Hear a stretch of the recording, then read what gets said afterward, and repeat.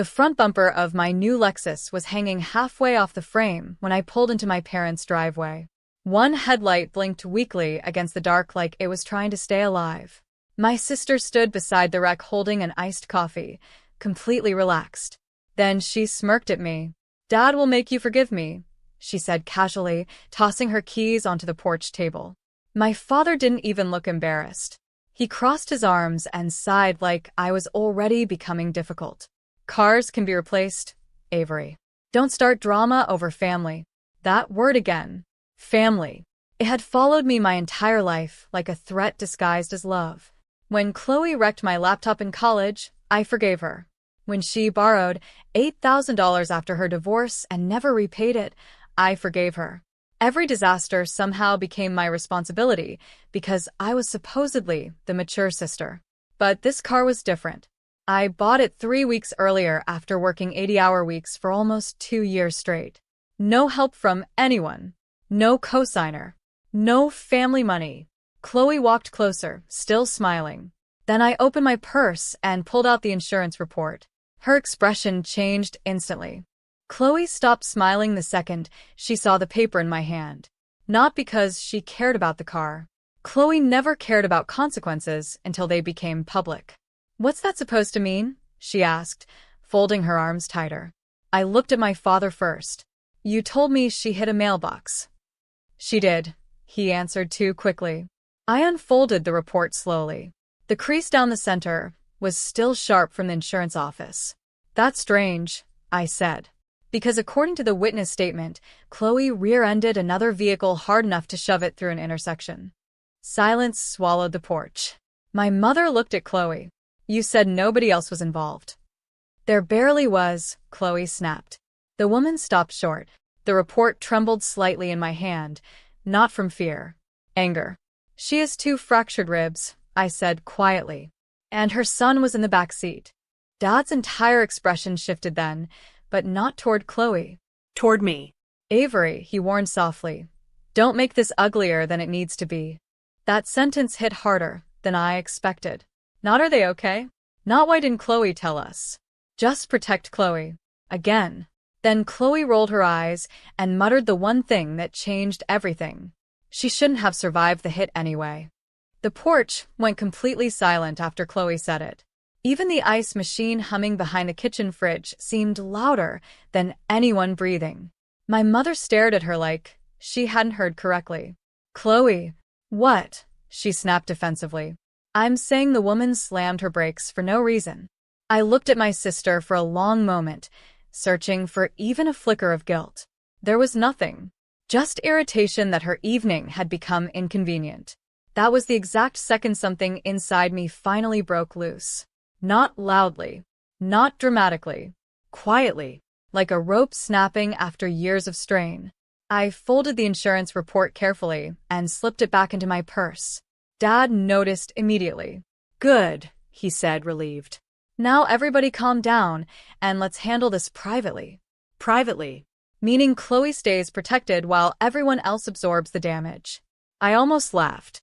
Instead, I pulled out my phone and opened the photo the insurance investigator emailed me an hour earlier. The screen showed Chloe climbing out of the Lexus outside a downtown bar 23 minutes before the crash. Cocktail glass still in her hand. Dad's face drained of color. Mom whispered, "Oh my God."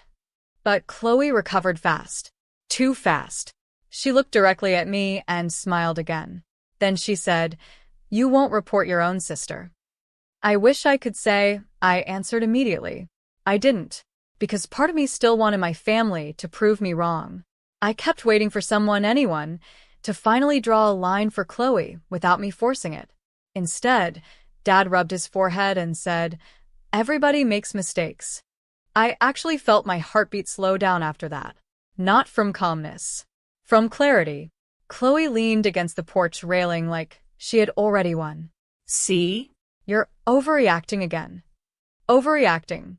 The same word they used when Chloe ruined my graduation dinner by screaming at a waiter until security walked her outside. The same word they used after she pawned our grandmother's jewelry and lied about it for months.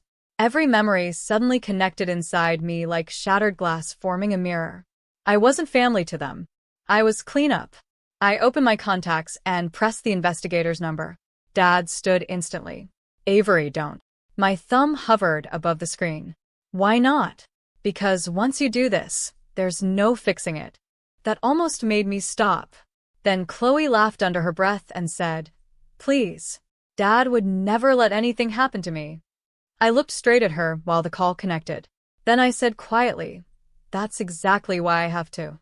The investigator answered on the second ring. "Ms. Mercer?" the investigator said through the speaker. "Have you made a decision?" Nobody moved. My father looked frozen beside the porch steps, like speaking too fast might still stop this from happening. Mom had both hands covering her mouth now. Chloe just stared at me, disbelief slowly replacing confidence. I swallowed once. "Yes," I said. "I want my full statement added to the claim." Chloe pushed off the railing immediately. "Are you insane?" The investigator continued calmly. "Including the possible DUI evidence you mentioned earlier?" Dad's head snapped toward Chloe. "What evidence?" he demanded.